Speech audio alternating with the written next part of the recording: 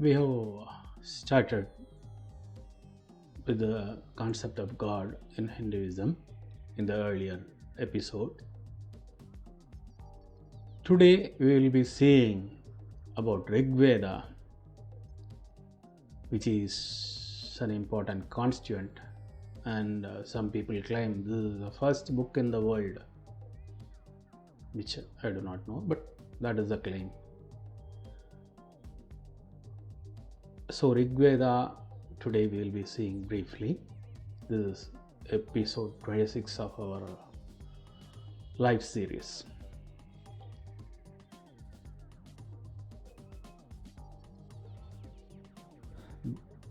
Then there was neither non-existence nor existence. There was neither air nor the sky beyond. But what it is?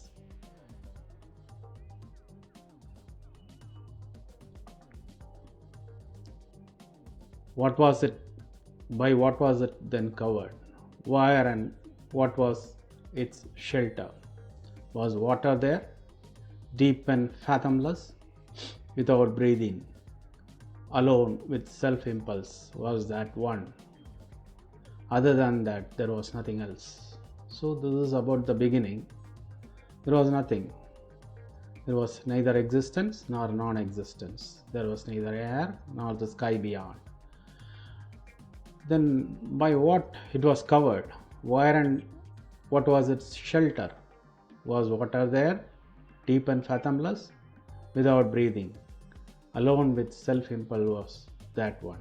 So there was one without self-impulse. Other than that, there was nothing else.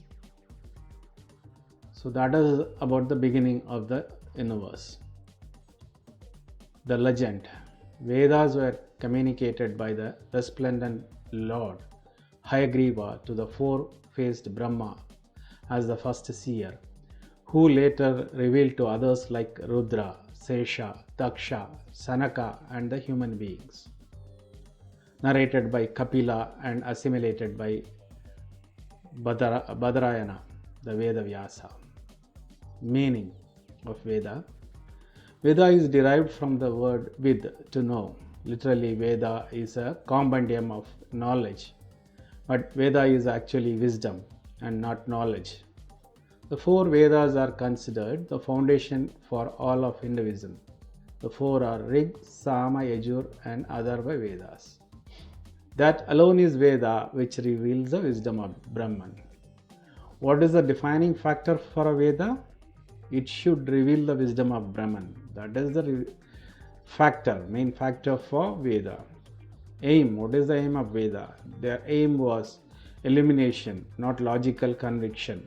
Sri Aurobindo, that is quoted by Aurobindo. He defined the aim of Upanishads as illumination, and it is not about the logical conviction, not an argument, not anything, not about knowledge. It is about illumination of your wisdom.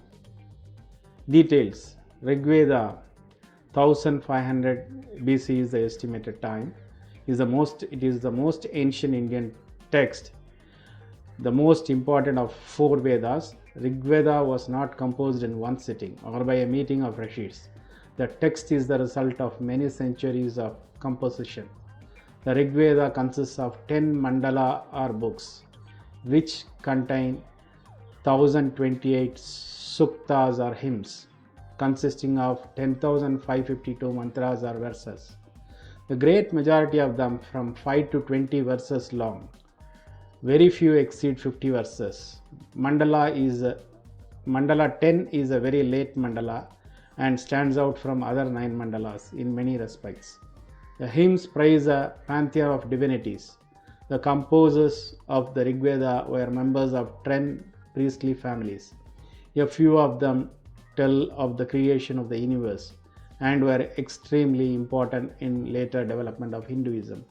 Greatest number of hymns in the Rig Veda is devoted to Indra, the king of gods, a deity connected with storms and rain, who holds a thunderbolt, and Agni, the god of fire. Brahmanas dealt with the rites and rituals contained in the Vedas. Aranyakas provided the explanation of the mysticism behind the rites and rituals. as well as performance of sacrifices. Upanishads specialized in philosophical speculation regarding nature and the role of Brahman and how to attain the proximity with that supreme principle. Brahman is the supreme principle, and the Vedas define the role of Brahman and how to attain the proximity to that principle. Actually, it is not even proximity, it is becoming one with Brahman, because there is nothing else other than Brahman. In Vedic scriptures, we observe the sun as the most visible and important symbol of divine resplendence and effulgence, which is the source recognized in all religious traditions. Rishi. The Rishi was not the individual composer of the hymn, but the seer, drashta, that is in Sanskrit, of an eternal truth. So it is a seer of a truth, not a composer of a Veda or anything. He should see the truth. And impersonal knowledge, this is again defined by Sri Aurobindo. Some of the composers belong to the priestly family of one Kanva, Angiras, Saurya, Aurava, Aristanemi, Vishwamitra, Vashistha and Bhrugus. The Angirases were the dominant priests of the Vedic Aryans. The Bhrugus were accepted in the Vedic mainstream only towards the end of the Rig Vedic period. Once they were accepted, they became the most important families of the Vedic Rishis. The Bharata dynasty is predominant dynasty in the Rig Veda. 11 kings of this dynasty are referred to in the Rig Veda. The area of Rig Veda extended from western Uttar Pradesh to Afghanistan.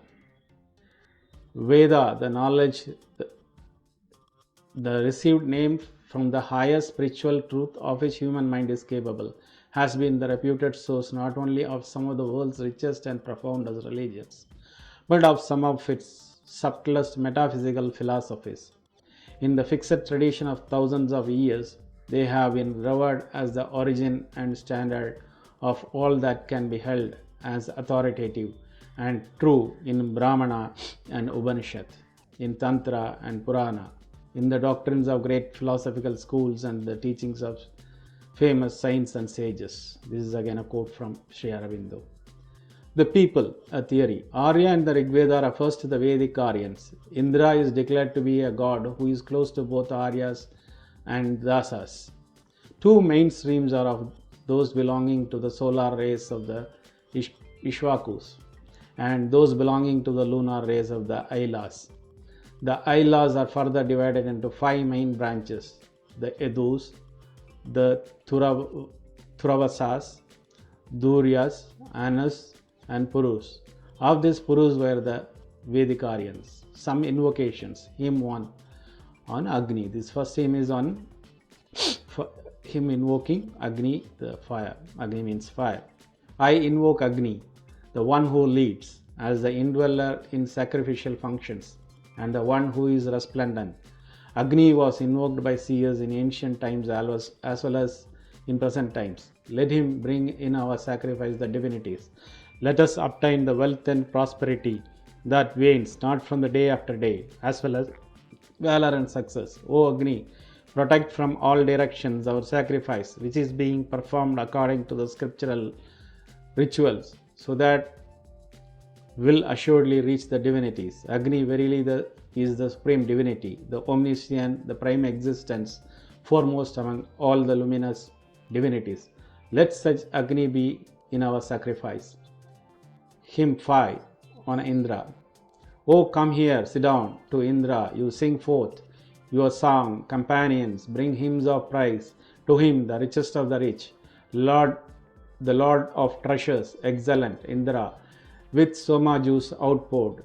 May he stand by us in our need and in abundance for our wealth. May he come nigh us with his strength, whose pair of 20 horses yoked in battle's foemen challenge not. To him, to Indra, sing your song, nigh to the Soma drinker come for his enjoyment.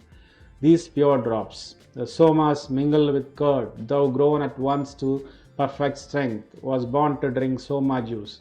Strong Indra for preeminence, O Indra, lover of the song, May these quick somas enter thee. May they bring bliss to the sage. Our chants of praise have strengthened thee, O Satakratu, and our lords.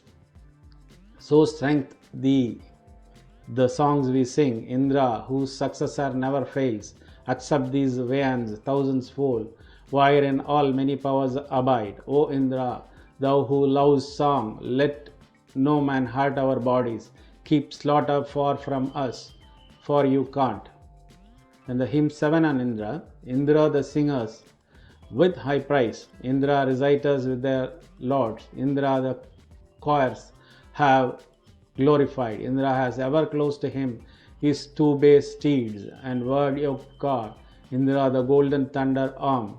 Indra hath raised the sun on the high in heaven, that he may see far. He busts the mountain for kind. Help us, O Indra, in the phrase, where thousand spoils are gained. With awful aids, O awful one, in mighty battle we invoke Indra. Indra in lesser fight, the friend who bends his bolt at fans. Unclose our manly hero, thou for our bounteous, yonder cloud, for us thou irresistible. Still higher at each strain of mine, thunder, armed Indra's praises rise. I find no lord worthy of him. Even as the bull drives on the heads, he drives the people with his might. The ruler irresistible, Indra who rules with single sway men, riches, and the fivefold rays of those who dwell upon the earth. For your sake, from each side we call Indra away from other men, ours and none others may he be. Then we will see about cosmic law. There is nothing new in creation that was not earlier. So whatever is here is not new. It was there earlier. There is nothing new in wisdom except that was once pure and clear, becomes obscure by efflux of time. You are just clearing what has become obscure. There is nothing new.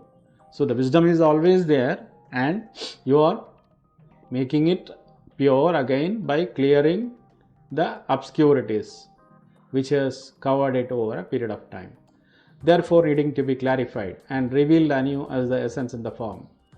Metaphor, sacrifice. The four officiating priests, Hotri, Advayaru, Udgatri and Brahma are the four horns of the sacrifice. Morning, noon and evening oblations are its 3 feet. The sacrificer and his wife are 2 heads. The Gayatri and its fellow meters are the 7 hands. The triple binding by 3 Vedas. Sacrifice is called bull, Vrishabha, because it rains down blessings. It is said it rose mightily because of the repetition of the stotra and sastra. Symbolism. Heaven in Veda was a symbol of the mind. That Indra represented the illuminated mentality and its 2 horses double energies that mentality. This is by Sri Aurobindo. The cow and horse, go and asva, are constantly associated. Usha, the dawn, is described as Gomati, Savati. Dawn gives to the sacrificer horses and cows. As applied to the physical dawn, Gomati means accompanied by or bringing rays of light, and is image of the dawn of illumination in the human mind. Therefore, Savati also cannot refer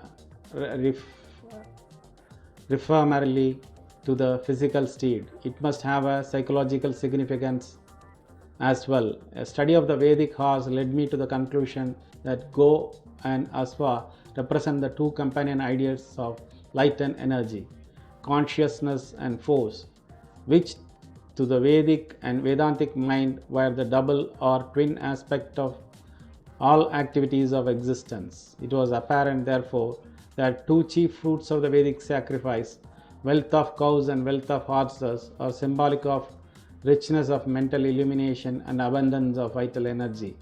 It followed that other fruits continually associated with these 2 chief results of Vedic karma must also be capable of psychological significance. It remained only to fix exact purport. This is also a quote from Aurobindo. philosophy, the creepers, Sara, Darba, Kushara, Sairya, Munja or Viramana, all these who reside unobserved have infected me with poison. Rig Veda, hymn, CXCI, water, grass, sun. Explanation: creepers are the attachments which bind oneself to the body in which it dwells, whereas self is distinct and independent of the body in which it temporarily dwells in.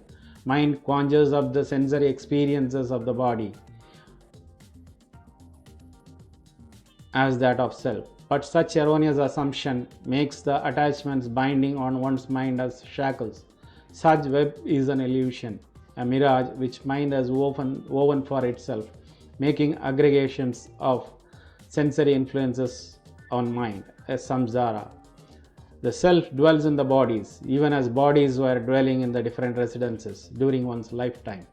It is one's ego sense that makes one attached to each residence as long as one dwells in that residence, making them inalienable part of the self.